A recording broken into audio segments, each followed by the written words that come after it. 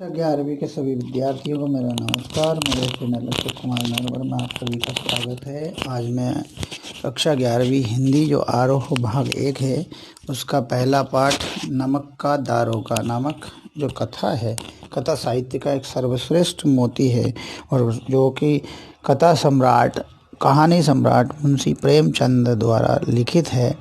बड़ी अनोखी और अद्वितीय कथा है। इस कथा या इस कहानी को सुनिएगा, इस वीडियो को ज़रूर देखिएगा। कहानी बहुत अच्छी है। इसमें ख़ास तौर से उर्दू लहजे के शब्द और फारसी उर्दू शब्दों का प्रयोग ज़्यादा हुआ है, क्योंकि पहले प्रेमचंदी उर्दू में लिखा करते थे, बाद में हिंदी में लिखना शुरू किया। तो ये प्रेमचंदी की एक अनोखी और कहानी है और कहानी संग्रहों में से एक अनमोल मोती समझा जाता है नमक का दारोगा। देखिए पाठ को। जब नमक का नया विभाग बना और ईश्वर प्रदत्त वस्तु के व्यवहार करने का ईश्वर प्रदत्त वस्तु के व्यवहार करने का निषेध हो गया तो लोग चोरी छिपे इसका व्यापार करने लगे। अनेक प्रकार के छल प्रपंचों का सूत्रपात हुआ। कोई घूस से काम निकालता था, कोई चालाकी से। अधिकारियों के पोबारा थे, माने बहुत अधिक आय थी। अधिकारियों की पोबारा होना मतलब पटवारीगिरी का सर्व सम्मानित पद छोड़ कर लोग इस विभाग की बरकंदाजी करते थे। बरकंदाजी माने बंदूकची लोग होते हैं, उनको बरकंदाजी कहते हैं। इसके दारोगा पद के लिए तो वकीलों का भी जी ललचाता था। किसके? नमक के दारोगा का। यह वह समय था जब अंग्रेजी शिक्षा और ईसाई मत को लोग एक ही वस्तु समझते थे। फारसी का प्राबल्य था, फारसी की प्रबलता अधिक थी। प्रेम की कथाएं और श्रृंगार रस के काव्य पढ़कर फारसीदा लोग सर्वोच्च पद पर नियुक्त हो जाया करते थे। मुंशी बंशीधर भी जुलेखा की विरह कथा समाप्त करके मजनू और फराहत के प्रेम वृतांत को, नल और नील की लड़ाई और अमेरिका के आविष्कार से अधिक महत्व की बातें समझते हुए रोजगार की खोज में निकले। कौन निकले? मुंशी बंशीधर। उनके पिता एक अनुभवी पुरुष थे। समझाने लगे, बेटा घर की दुर्दशा देख रहे हो। बेटा घर की दुर्दशा देख रहे हो। ऋण के बोझ से दबे हुए हैं, लड़कियां हैं और घास फूस की तरह बढ़ती चली जाती कौन? लड़कियां। मैं कगारे पर का वृक्ष हो रहा हूँ, मतलब मैं इतना वृद्ध हो रहा हूँ कि वृक्ष जैसे सूखकर नीचे अपने आप गिर जाता है, वैसे ही मैं भी वृद्ध हो चुका हूँ। मैं भी कभी भी मर सकता हूँ। ये उनका कहना था। किसका? उनके पिता का, मुंशी बंशीधर के। ना मालूम कब गिर पड़ूँ, मैंने जो सूख जाता है वृक्ष उसको कहते हैं कगारे पर का वृक्ष। अब तुम ही घर के मालिक मुख्तार हो। मुख्तार माने मुखिया। नौकरी में ओहदे की ओर ध्यान मत देना, नौकरी में पोस्ट या पद की ओर ध्यान मत देना। यह तो पीर का मज़ार है। पीर का मज़ार माने पीर के मज़ार पर चढ़ावे चढ़ते ना, निगाह चढ़ावे और चादर पर रखनी चाहिए। पोस्ट पर ध्यान मत देना। ऐसा काम ढूंढना जहाँ कुछ ऊपरी आय हो, माने वेतन या सैलरी के अलावा अलग से कोई घूसखोरी या अन्य ऊपरी आय हो, ऊपरी पैसा मिलता हो, इसका तुम ध्यान रखना। ऊपरी आय पर ध्यान देना। मासिक वेतन तो पूर्णमासी का चांद है जो एक दिन दिखाई देता है और घटते घटते लुप्त हो जाता है। मतलब जो मासिक वेतन है, मंथली सैलरी है, वो तो पूर्णमासी का चांद है, एक दिन दिखता है और धीरे धीरे अंतिम दिन तक घटते घटते लुप्त हो जाता है। ऊपरी आय बहता हुआ स्रोत है। ऊपरी आय जो होगी, मतलब ऊपरी आय का मतलब जो रिश्वत की आमदनी। ऊपरी आय बहता हुआ स्रोत है जिससे सदैव प्यास बुझती है। वेतन मनुष्य देता है, इसी से उसमें वृद्धि नहीं होती। ऊपरी आमदनी भी जरूरी है और ऊपरी आमदनी ईश्वर देता है। वेतन तो मनुष्य देता है लेकिन ऊपरी आमदनी मनुष्य देता है। ये उनका कहना था कि मासिक वेतन तो पूर्णमासी का चांद है जो एक दिन दिखाई देता है और घटते घटते लुप्त हो जाता है। ऊपरी आय बहता हुआ स्रोत है जिससे सदैव प्यास बुझती है। वेतन मनुष्य देता है, इसी से उसमें वृद्धि नहीं होती। ऊपरी आमदनी ईश्वर देता है। तो ये दूसरे पेज पे ये बात लिखी, देखते हैं। ईश्वर देता है, इसी से उसकी बरकत होती है। तुम स्वयं विद्वान हो, तुम्हें क्या समझाऊं। इस विषय में विवेक की बड़ी आवश्यकता है। मनुष्य को देखो, उसकी आवश्यकता को देखो और अवसर को देखो। मनुष्य को देखो, उसकी ज़रूरत को देखो और अवसर को देखो, मौके को देखो। उसके उपरांत जो उचित समझो करो। गरज वाले आदमी के साथ कठोरता करने में लाभ ही लाभ है। जिसको गरज होती है उसके साथ कठोरता करोगे तो उस लाभ ही लाभ है। लेकिन बेगरज को दांव पर पाना जरा कठिन होता है। दांव पर लाना या पाना बड़ा कठिन होता है। इन बातों को निगाह में बांध लो। यह मेरी जन्म भर की कमाई है। इस उपदेश के बाद पिताजी ने आशीर्वाद दिया। बंशीधर आज्ञाकारी पुत्र थे। ये बातें ध्यान से सुनी और तब घर से चल खड़े हुए। इस विस्तृत संसार में उनके लिए धैर्य अपना मित्र, बुद्धि अपनी पथ प्रदर्शक, धैर्य उनका मित्र था, बुद्धि उनकी पथ प्रदर्शक और आत्मावलंबन ही अपना सहायक था। किनका? मुंशी बंशीधर का। लेकिन अच्छे शकुन से चले थे। जाते नमक विभाग के दरोगा पद पर प्रतिष्ठित हो गए। जाते ही जाते नमक विभाग के दरोगा पद पर प्रतिष्ठित हो गए। कौन? मुंशी बंशीधर। वेतन अच्छा और ऊपरी आय का तो ठिकाना ही ना था। वृद्ध मुंशी जी को सुख संवाद मिला तो फूले न समाये। महाजन कुछ नरम पड़े। कलवार की आशा लता लहलहाई। पड़ोसियों के हृदय में सूल उठने लगे। आगे की बात है। अब आगे कहानी में क्या कहा। जाड़े के दिन थे और रात का समय। नमक के सिपाही चौकीदार नशे में मस्त थे। मुंशी बंशीधर को यहाँ आए हुए अभी 6 महीने से अधिक ना हुए थे, लेकिन इस थोड़े समय में ही उन्होंने अपनी कार्यकुशलता और उत्तम आचार से अफसरों को मोहित कर लिया था। अफसर लोग उन पर बहुत विश्वास करने लगे थे। नमक के दफ्तर से 1 मील पूर्व की ओर यमुना बहती थी। उस पर नावों का एक पुल बना हुआ था। दारोगा जी किवाड़ बंद किए मीठी नींद से सो रहे थे। अचानक आंख खुली तो नदी के प्रवाह की जगह गाड़ियों की गड़गड़ाहट तथा मल्लाहों का कोलाहल सुनाई दिया। गाड़ियों की गड़गड़ाहट और मल्लाहों का कोलाहल सुनाई दिया।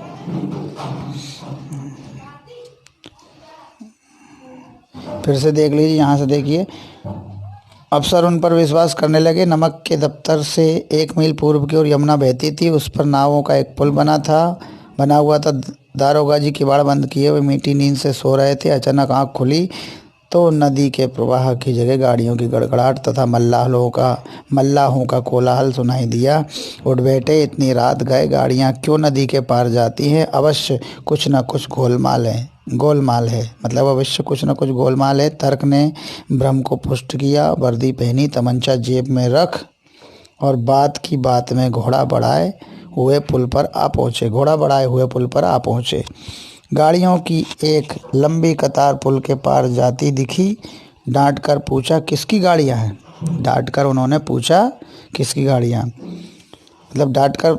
किसकी गाड़ियाँ हैं। तो जवाब देखो क्या मिलता है। आगे देखते हैं पार्ट में। थोड़े देर तक सन्नाटा रहा। आदमियों में कुछ कानाफूसी हुई। तब आगे वाले ने कहा, पंडित आलोपी दीन की। किनकी गाड़ियाँ हैं? पंडित आलोपी दीन। कौन पंडित आलोपी दीन? ये दारोगा ने पूछा। दारोगा, दातागंज के आलोपी दीन।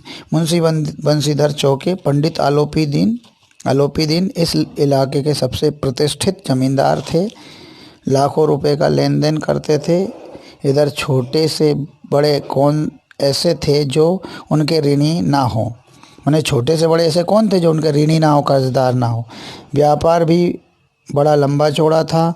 बड़े चलते पुर्जे आदमी थे, माने चालू थे, चतुर चालाक थे। चलते पुर्जे आदमी थे माने चतुर चालाक थे। अंग्रेज अफसर उनके इलाके में शिकार खेलने आते और उनके मेहमान होते। 12 मास सदाव्रत चलता रहता। 12 मास उनके यहाँ फ्री भोजन बढ़ता ही रहता था। मुंशी जी ने पूछा, गाड़ियाँ कहाँ जाएंगी? उत्तर मिला, कानपुर। लेकिन इस प्रश्न पर कि इनमें क्या है, सन्नाटा छा गया। दारोगा साहब का संदेह और भी बढ़ा। दारोगा साहब का संदेह और भी बढ़ा। कुछ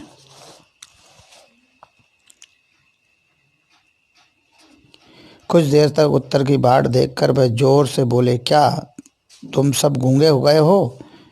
हम पूछते हैं, इनमें क्या लदा है?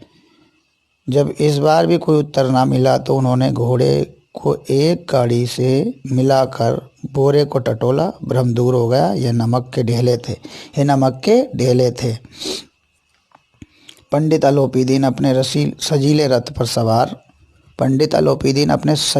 पर सवार कुछ सोते कुछ जागते चले आते थे। अचानक कई गाड़ी वालों ने घबराए हुए आकर जगाया और बोले, महाराज, दारोगा ने गाड़ियां रोक दी हैं और घाट पर खड़े आपको बुलाते हैं।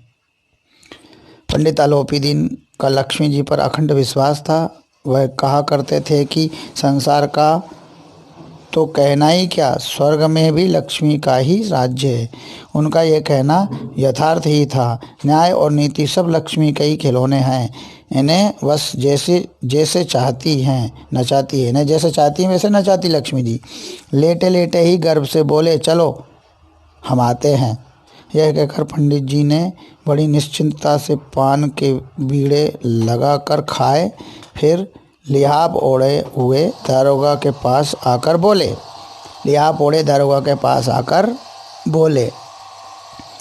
क्या बोले?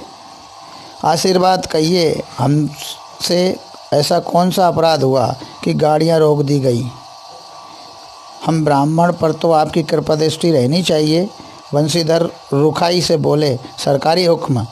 पंडित अलोपीदीन ने हंसकर कहा, हम सरकारी हुक्म को नहीं मानते और ना सरकार को। हमारे सरकार तो आप ही हैं। हमारा और आपका तो घर का मामला है। हम कभी आपसे बाहर हो सकते हैं? आपने व्यर्थ का कष्ट उठाया। यह हो ही नहीं सकता कि इधर से जाएं और इस घाट के देवता को भेंट न चढ़ावें। ऐसा तो हो ही नहीं सकता। ऐसा उन्होंने कहा। यह हो नहीं सकता कि इधर से जाएं और इस घाट के देवता को भेंट न चढ़ावे। मैं तो आपकी सेवा में स्वयं ही आ रहा था। बंशीधर पर ऐश्वर्य की मोहिनी वंशी का कुछ प्रभाव ना पड़ा। ईमानदारी की नई उमंग थी। कड़क कर बोले, हम उन नमक हरामों में से नहीं हैं जो कोड़ियों पर अपना ईमान बेचते फिरते हैं। आप इस समय हिरासत में हैं। आपका कायदे के अनुसार चालान होगा। बस मुझे अधिक बातों की फुर्सत नहीं है। जमादार बदलू सिंह, तुम इन्हें हिरासत में ले चलो। मैं हुक्म देता हूँ, तुम इन्हें हिरासत में ले चलो। चलिए आगे क्या हुआ फिर कहानी में।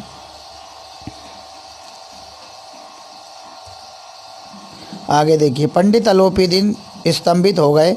गाड़ीवानों में हलचल मच गई। पंडित जी के जीवन में कदाचित यह पहला ही अवसर था कि पंडित जी को यह ऐसी कठोर बातें सुननी पड़ी। बदलू सिंह आगे बढ़ा, किंतु रोब के मारे यह साहस न हुआ कि उनका हाथ पकड़ सके।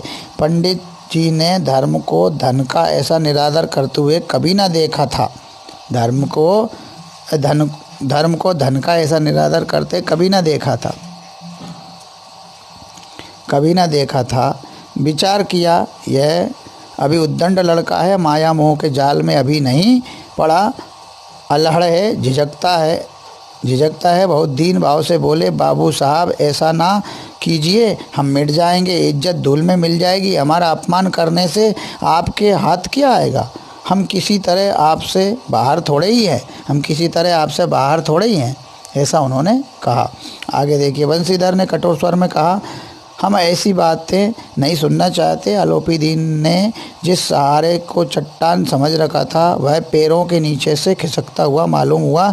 स्वाभिमान और धन ऐश्वर्य को कड़ी चोट लगी, किंतु अभी तक धन की सांख्यिक शक्ति का पूरा भरोसा था। अपने मुख्तार से बोले, लाला जी 1000 नोट बाबू साहब को भेंट करो। आप इस समय भूखे सिंह हो रहे हैं। बंशीधर ने गर्म होकर कहा, 1,000 नहीं 1,00,000 भी मुझे सच्चे मार्ग से नहीं हटा सकते, 1,00,000 भी मुझे सच्चे मार्ग से नहीं हटा सकते, ऐसा उन्होंने कहा बंसीधर ने। धर्म की इस बुद्धिहीन दृढ़ता और देव दुर्लभ त्याग पर मन बहुत झुंझलाया। अब दोनों शक्तियों में संग्राम होने लगा। धन ने उछल उछल कर आक्रमण करने शुरू किए। 1 से 5, 5 से 10, 10 से 15, 15 से 20,000 तक नौबत पहुंची, किंतु धर्म अलौकिक वीरता के साथ इस बहुसंख्यक सेना के सम्मुख अकेला पर्वत की भांति अटल अविचल खड़ा था, ऐसा कहा गया। फिर अलोपीदीन निराश होकर बोले, अब इससे अधिक मेरा साहस नहीं, आगे आपको अधिकार है। बंसीधर ने अपने जमादार को ललकारा। बदलू सिंह मन में दारोगा जी को गालियां देता हुआ पंडित अलोपीदीन की ओर बढ़ा। पंडित घबरा कर 2-3 कदम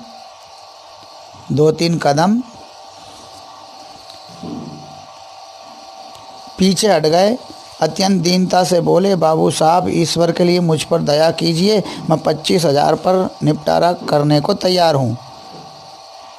असंभव बात है 30,000 पर, किसी तरह भी संभव नहीं। क्या 40,000 पर भी नहीं? 40,000 नहीं 40 लाख पर भी असंभव है। बदलू सिंह, इस आदमी को अभी हिरासत में ले लो, अब मैं एक शब्द भी नहीं सुनना चाहता। धर्म ने धन को पैरों तले कुचल डाला। अलोपीदीन ने एक हष्टपुष्ट मनुष्य को हथकड़ियाँ लिए हुए अपनी तरफ आते देखा। चारों ओर निराश और कातर दृष्टि से देखने लगे। इसके बाद एकाएक मूर्छित होकर मैंने बेहोश होकर गिर पड़े। दुनिया सोती थी पर दुनिया की जीभ जागती थी। सवेरे देखिए तो बालक वृद्ध सबके मुंह से यही बात सुनाई देती थी। जिसे देखिए वही पंडित जी के इस व्यवहार पर टीका टिप्पणी कर रहा था। निंदा की बौछारें हो रही थीं, मानो संसार से अब पापी का पाप कट गया। पानी को दूध के नाम से बेचने वाला ग्वाला, कल्पित रोज नाम से भरवाने वाले अधिकारी वर्ग, रेल में बिना टिकट सफ़र करने वाले बाबू लोग, जाली दस्तावेज बनाने वाले सेठ और साहूकार, यह सब के सब देवताओं की भांति गर्दनें चला रहे थे। जब दूसरे दिन पंडित अलोपीदीन अभियुक्त होकर कांस्टेबलों के साथ हाथों में हथकड़ियाँ, हृदय में गिलानी और क्षोभ भरे लज्जा से गर्दन झुकाए अदालत की तरफ चले तो सारे शहर में हलचल मच गई। मेलों में कदाचित आंखें इतनी व्यग्र न होती होंगी। भीड़ के मारे छत और दीवार में कोई भेद ना रहा।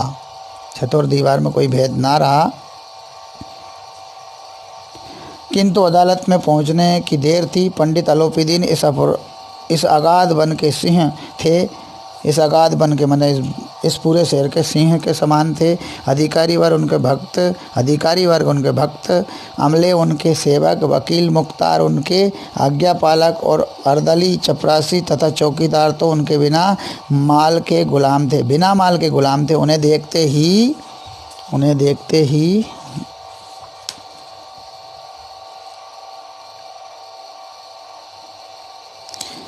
ही लोग चारों तरफ से दौड़े। सभी लोग विस्मित हो रहे थे, इसलिए नहीं कि अलोपीदीन ने क्यों यह कर्म किया, बल्कि इसलिए कि वह कानून के पंजे में कैसे आए।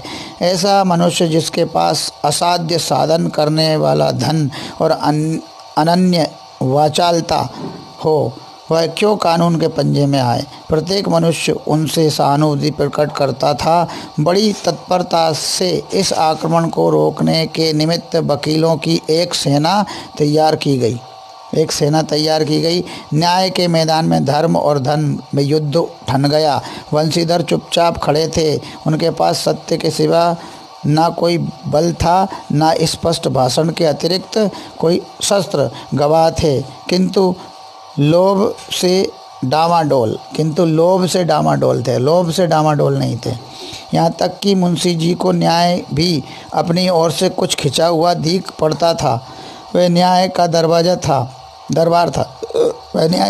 था, परंतु उसके कर्मचारियों पर पक्षपात का नशा छाया हुआ था। पक्षपात का नशा छाया हुआ था, किंतु पक्षपात और न्याय का क्या मेल। जहाँ पक्षपात हो वहाँ न्याय की कल्पना भी नहीं की जा सकती। मुकदमा शीघ्र ही समाप्त हो गया। डिप्टी मजिस्ट्रेट ने अपनी तजवीज़ में लिखा, पंडित अलोपीदीन के विरुद्ध दिए गए प्रमाण निर्मूल और भ्रमात्मक हैं। निर्मूल और भ्रमात्मक हैं। निर्मूल और भ्रमात्मक हैं।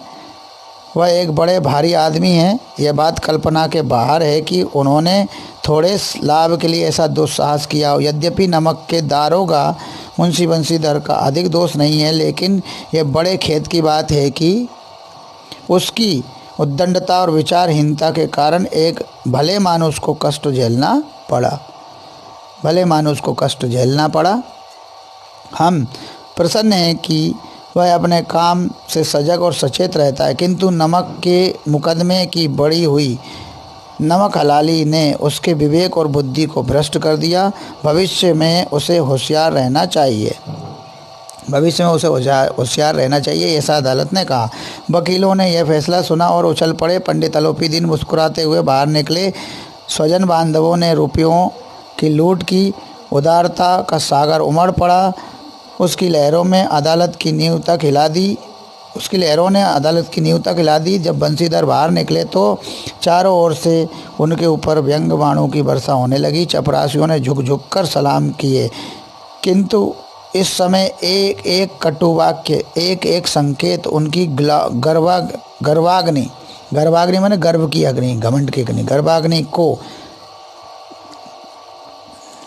गर्वाग्नि को प्रज्वलित कर रहा था। कदाचित इस मुकदमे में सफल होकर वह इस तरह अकड़ते हुए ना चलते। आज उन्हें संसार का एक खेदजनक विचित्र अनुभव हुआ। न्याय और विद्वत्ता, लंबी चौड़ी उपाधियाँ, बड़ी बड़ी दाढ़ियों और ढीले चोंगे एक भी सच्चे आदर के पात्र नहीं है। बंशीधर ने धन से बैर मोल लिया था। उसका मूल्य चुकाना अनिवार्य था। कठिनता से एक सप्ताह बीता होगा कि मुअत्तली का परवाना आ पहुंचा। कार्यपरायणता का दंड मिला। बेचारे भग्न हृदय शोक और खेद से व्यतीत घर को चले, माने नौकरी छोड़वा दी गई उनकी।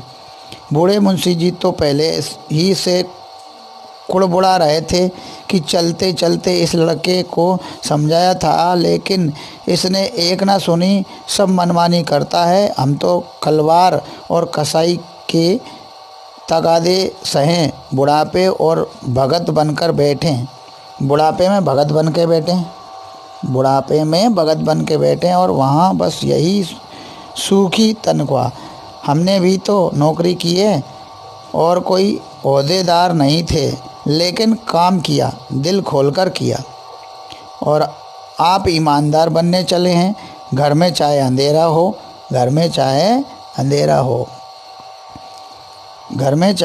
हो, मस्जिद में अवश्य दिया जलाएंगे। खेद है ऐसी समझ पर पढ़ना लिखना सब अकारत गया, फालतू गया, व्यर्थ गया। इसके थोड़े ही दिनों बाद जब मुंशी बंशीधर इस दुरावस्था में घर पहुँचे और बूढ़े पिताजी ने समाचार सुना तो सिर पीट लिया। बोले, जी चाहता है कि तुम्हारा और अपना सिर फोड़ लूं। बहुत देर तक पछता कर हाथ मलते रहे। क्रोध में कुछ कठोर बातें भी कहीं, और यदि बंशीधर वहाँ से टल न जाते तो अवश्य वह एक क्रोध विकट रूप धारण करता। वृद्ध माता को भी दुख हुआ। जगन्नाथ और रामेश्वर की यात्रा की कामनाएं मिट्टी में मिल गईं। पत्नी ने तो कई दिनों तक सीधे मुंह से बात भी नहीं की। इसी प्रकार एक सप्ताह बीत गया। संध्या का समय था। बूढ़े मुंशी जी बैठे राम राम की माला जप रहे थे। इसी समय उनके द्वार पर सजा हुआ रथ आकर रुका। देखिए, फिर से देख लेते हैं इसको। इसी प्रकार एक सप्ताह बीत गया। संध्या का समय था। बूढ़े मुंशी जी बैठे राम राम की माला जप रहे थे। इसी समय उनके द्वार पर सजा हुआ रथ आकर रुका।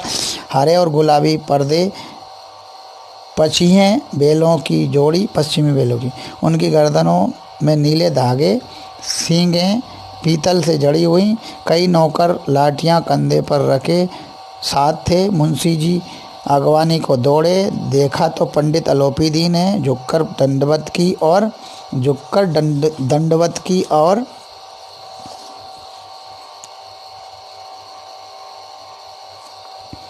लल्लो चप्पो की बातें करने लगे। हमारा भाग्य उदय हुआ जो आपके चरण इस द्वार पर आए। आप हमारे पूज्य देवता हैं, आपको कौन सा मुंह दिखावे। मुंह में तो कालिक लगी हुई है, किंतु क्या करें, लड़का अभागा कपूत है, नहीं तो आपसे क्यों मुंह छिपाना पड़ता। ईश्वर निसंतान चाहे रखे, पर ऐसी संतान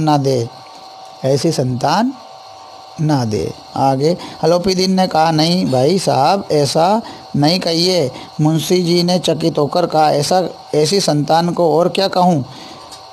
अलोपीदीन ने वात्सल्यपूर्ण स्वर में कहा, कुल तिलक और पुरुषों की कीर्ति उज्जवल करने वाले संसार में ऐसे कितने धर्मपरायण मनुष्य हैं जो धर्म पर अपना सब कुछ अर्पण कर सके। पंडित अलोपीदीन ने बंसीधर से कहा, दरोगा जी, इसे खुशामद न समझिए। खुशामद करने के लिए मुझे इतना कष्ट उठाने की ज़रूरत ना थी। उस रात को आपने अपने अधिकार बल से मुझे अपनी हिरासत में लिया था, किंतु आज मैं स्वेच्छा से आपकी हिरासत में हूँ। मैंने हजारों रईस और अमीर देखे, हजारों उच्च पदाधिकारियों से काम पड़ा, किंतु मुझे परास्त किया तो आपने। मैंने सबको अपना और अपने धन का गुलाम बनाकर छोड़ दिया। मुझे आज्ञा दीजिए कि आपसे कुछ विनय करूं। मुझे आज्ञा दीजिए कि मैं आपसे कुछ विनय करूं।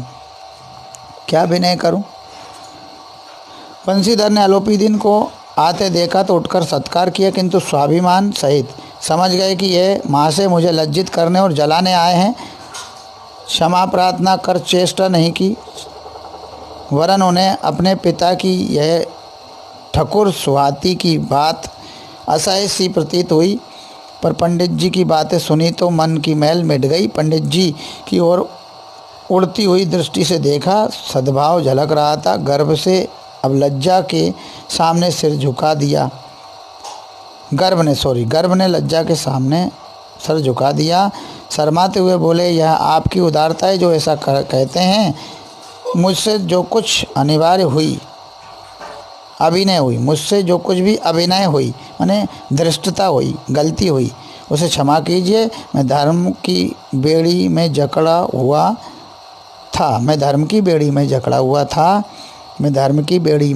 हुआ था, नहीं तो वैसे मैं आपका दास हूँ, जो आज्ञा होगी वह मेरे सिर माथे पर। अलोपीदीन ने विपरीत भाव से कहा, नदी के तट पर आपने मेरी प्रार्थना नहीं स्वीकार की थी, किंतु आज स्वीकार करनी पड़ेगी। नदी के तट पर आपने मेरी प्रार्थना स्वीकार नहीं की थी और मुझे गिरफ्तार कर लिया था, किंतु आज स्वीकार करनी पड़ेगी प्रार्थना। चलिए क्या कहते हैं वो प्रार्थना स्वीकार करने के लिए।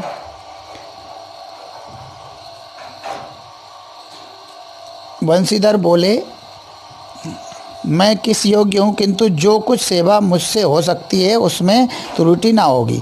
अलोपीदीन ने एक स्टाम्प लगा हुआ पत्र निकाला और उसे बंसीधर के सामने रखकर बोले, इस पद को स्वीकार कीजिए और अपने हस्ताक्षर कर दीजिए। मैं ब्राह्मण हूँ, जब तक यह सवाल पूरा ना कीजिएगा द्वार से ना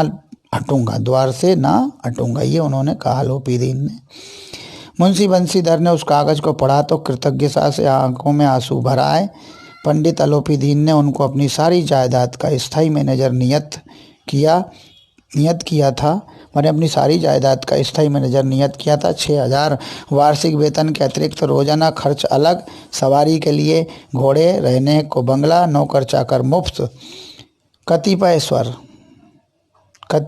कंपित स्वर में बोले, पंडित जी, मुझ में इतनी सामर्थ्य नहीं है कि आपकी उदारता की प्रशंसा कर सकूं, किंतु मैं ऐसे उच्च पद के योग्य नहीं हूं।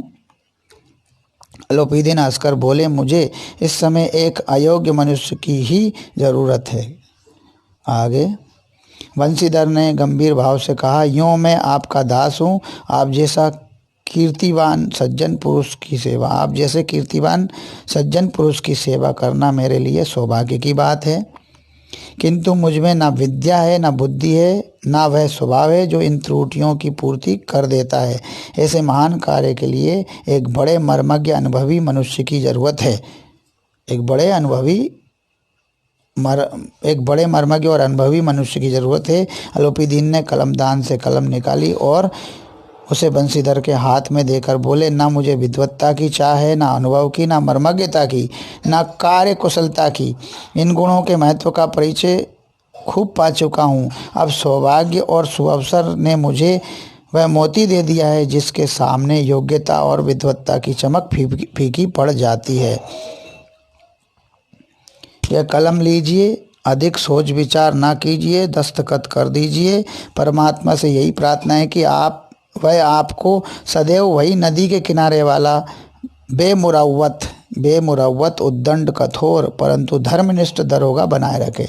बेमुरव्वत कठोर परंतु धर्मनिष्ठ दरोगा बनाए रखे। इस तरह से ये पार्ट में से थोड़ी सी 1.5-2 लाइनें और बची है, वो देख लीजिए। बनाए रखे। बंशीधर की आंखें डबडबा आई। हृदय के संकुचित पात्र में इतना एहसान ना समा सका। एक बार फिर पंडित जी की ओर भक्ति और श्रद्धा की दृष्टि से देखा और कांपते हुए हाथ से मैनेजरी के कागज़ पर हस्ताक्षर कर दिए। अलोपीदीन ने प्रफुल्लित होकर उन्हें गले लगा लिया। इस तरह से ये कहानी समाप्त हुई। बहुत अच्छी कहानी है। इस वीडियो को जरूर